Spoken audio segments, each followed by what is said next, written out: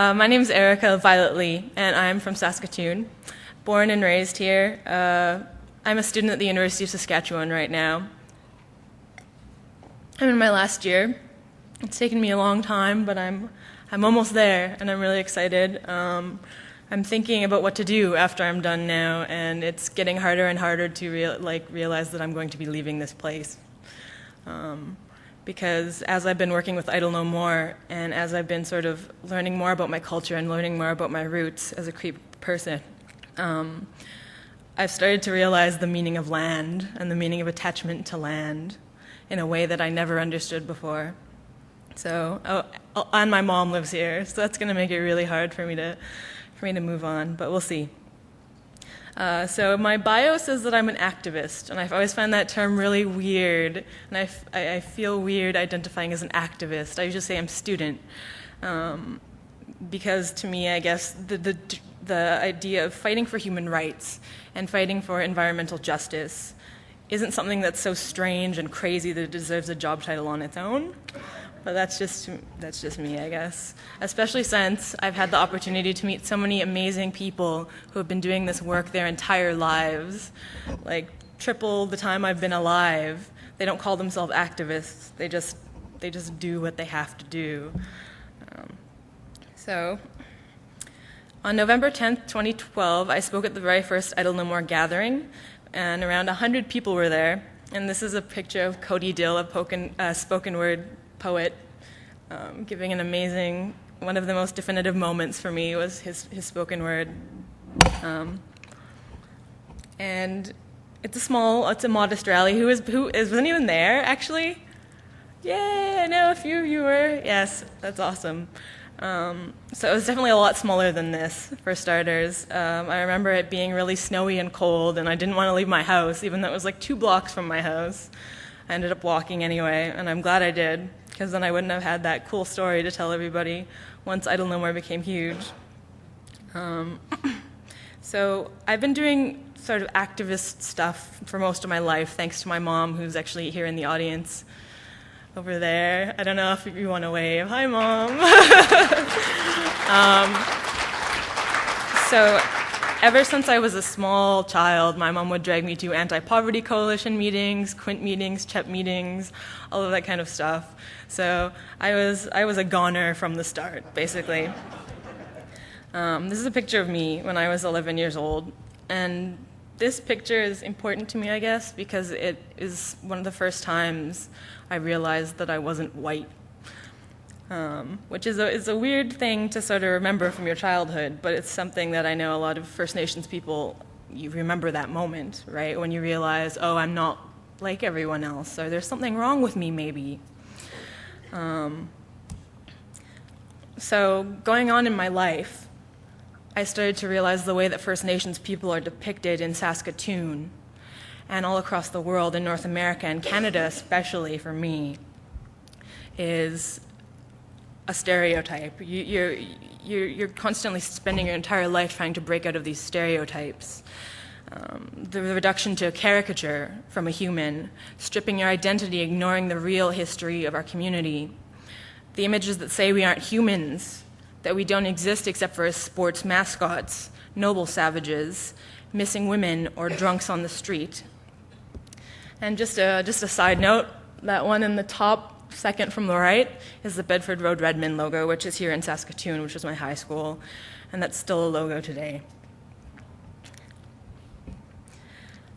In November 1990, a few months after I was born, a 17-year-old Cree boy named Neil Stonechild was found frozen to death at the side of a highway outside of Saskatoon, where the police had apparently dropped him off in the middle of the night to walk off his intoxication in negative 30-degree weather. The practice is known as a Starlight Tour, and after multiple cases of Aboriginal men being subject to the same treatment, the police chief finally admitted that he knew Starlight Tours were a common occurrence and had been a practice for decades.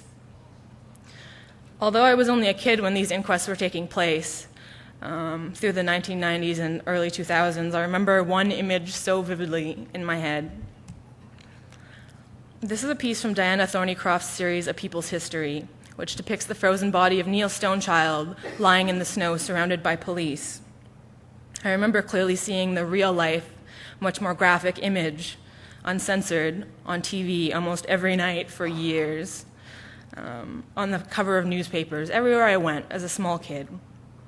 Only recently did I come to realize the real inhumanity of this type of depiction. The way the media casually and callously flashes these images at us, uncensored, reflecting the casual disregard for the lives of First Nations people, the disregard for our humanity, and how that disregard got into my head as a young girl growing up, feeling ashamed of who I was. I remember at one point when I was in grade 5, I think I lied and said I was Spanish because I thought it was way cooler than being Native. And I know friends that have done the same thing. It's a common story, actually. I remember hating myself as the years went on, and I wasn't sure why. And it took me a long time to come to terms with being a First Nations person and to get to where I am here, where I'm proud of being First Nations. So when I think back to the person I was at 12 years ago, when that picture of me was taken, and all of the anger that was inside of her, all of the hopelessness that was going to come, I wish I could go back and say, I wish there were different images for her to see growing up of First Nations people. Because although my mom, who is actually a white woman, tried her best to give me culture, to give me positive images of First Nations people, it's pervasive in this city. It's pervasive in the province and the country. What if there were better images for me to see growing up? So to me, that's what Idle No More is. Idle No More exists to provide images of hope. Since that first rally, discussions of Idle No More have dominated the Canadian headlines and across the world, actually. So to those who have always been involved in Indigenous resistance, environmental activism, and the pursuit of social justice, the necessity of this movement is clear. Idle No More represents a turning point in our history. After generations of powerlessness, those most vulnerable in our society are refusing to remain silent regarding the denial of their most basic human rights. Quite simply, Idle No More is a movement for survival. Like I was saying about these people that don't identify as activists, who I've met many of, and actually there are a lot of older people and elders who have been doing this amazing work in their communities, and it's just their spirit is unbelievable, and that's the one thing that has given me so much growth over the past year that I've been involved with Idle No More and had the chance to talk to people, is the fact that they can't think of anything but being active. They can't think of being idle because it's their life at stake. You can't just sit there, right? You can't choose to sit there and watch TV when there's bulldozers right outside of your house, when you're getting a gun pointed in your face, when your children are being taken away. So they don't identify as activists because the idea of anything but being anything but active is absurd to them, knowing beyond a doubt that if they stop pushing, if they stop moving, if they stop fighting and resisting, that they're no longer safe. Waking up in the morning is a political act for an Indigenous person. I struggled with sort of talking about this point because I know that it's very important, obviously, to avoid violence as much as you can. But the reality is that I can't stand here and claim to know what people in places like Asipoktuk or Attawapiskat or Oka are going through as a person who lives in urban Saskatoon. I can try to identify as best as I can, but I can't put myself in their shoes and tell them what they can and cannot do to defend their children.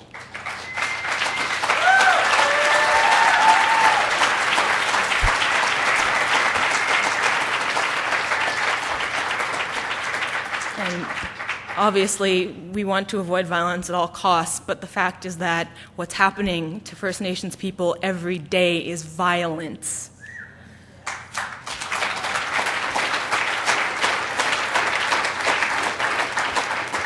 And I think that's something that we often forget.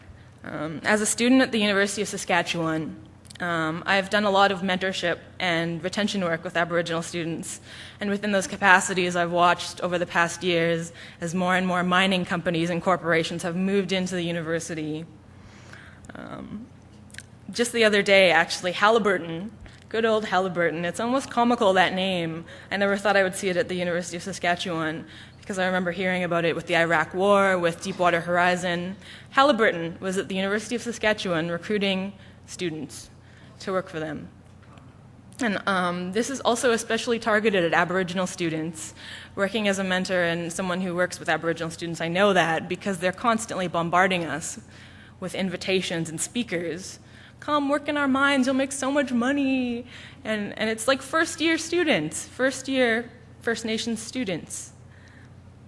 And if you grew up in poverty, that's a real appealing option. And once again, I can't put myself in their shoes and say, no, you're so bad for doing that, because I can't put myself in their place. But the fact that they have to make that choice and the fact that that's one of their only options and an option that a university pushes on them is really disgusting to me.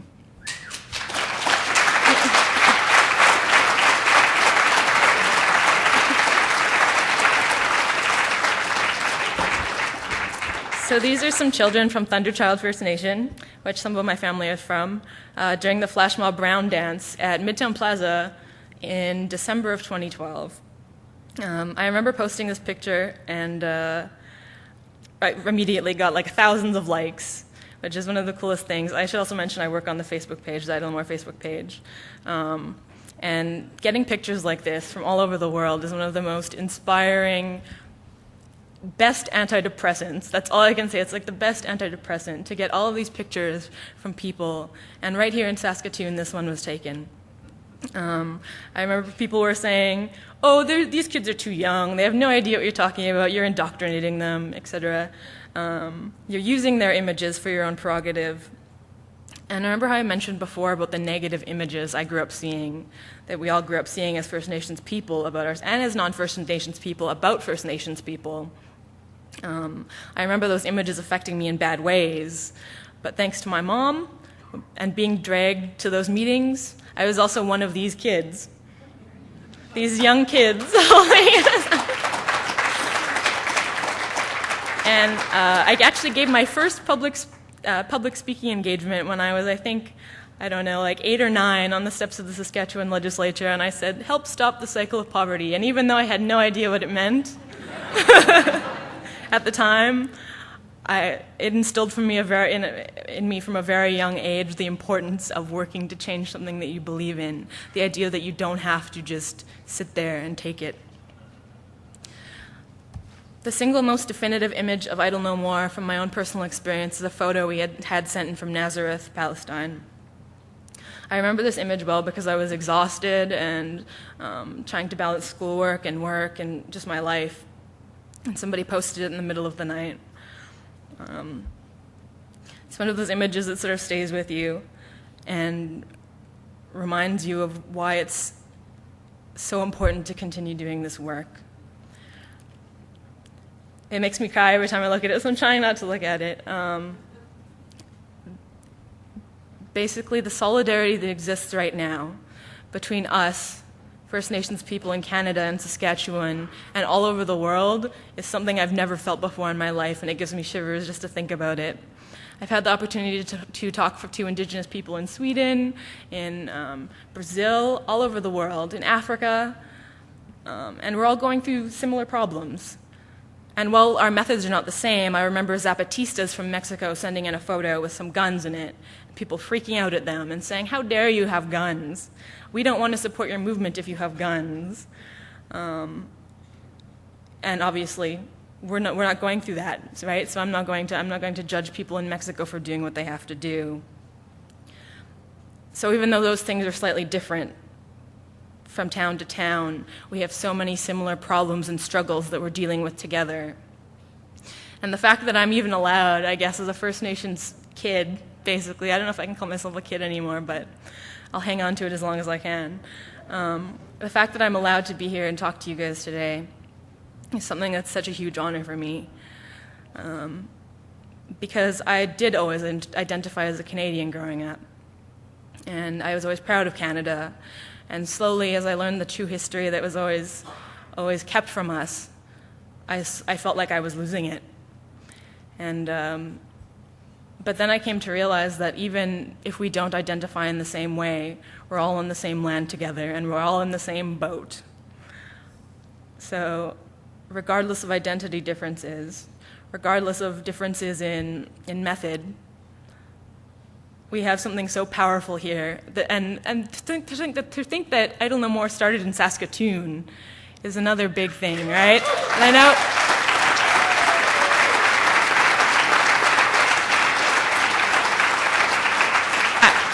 I know that Sheila McLean was here earlier, and I think she may have snuck out, but I don't know. One last point I guess I wanted to make is that recently I've been hearing the claim, Idle No More isn't just a native thing. It affects all of us. And of course that's the truth, but it's a problematic statement, and one that I've been guilty of making myself, precisely because it's very convincing. But think about what you're saying when you say, it isn't just a native issue.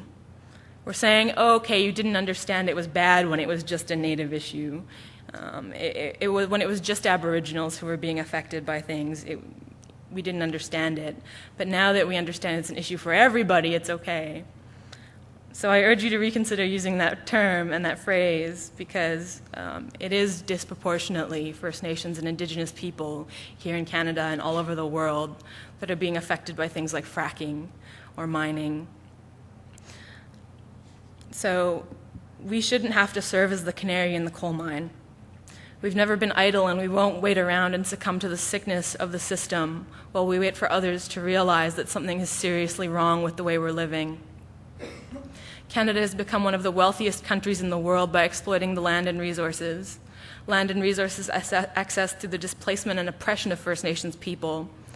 If we're concerned about the land, water, air, animals, as we all are, we cannot excuse ignorance of issues of Indigenous issues, because these things are inextricably linked.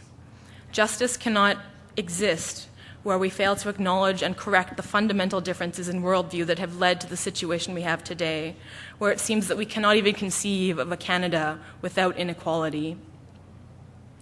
So we're coming up on the 1-year anniversary of Idle No More, and we're still thinking of things to do for that anniversary.